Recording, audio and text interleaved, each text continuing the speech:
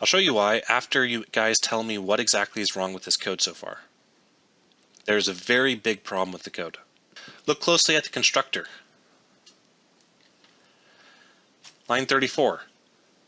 We are allowing the name to be assigned directly to the parameter that was passed in without any sort of validation.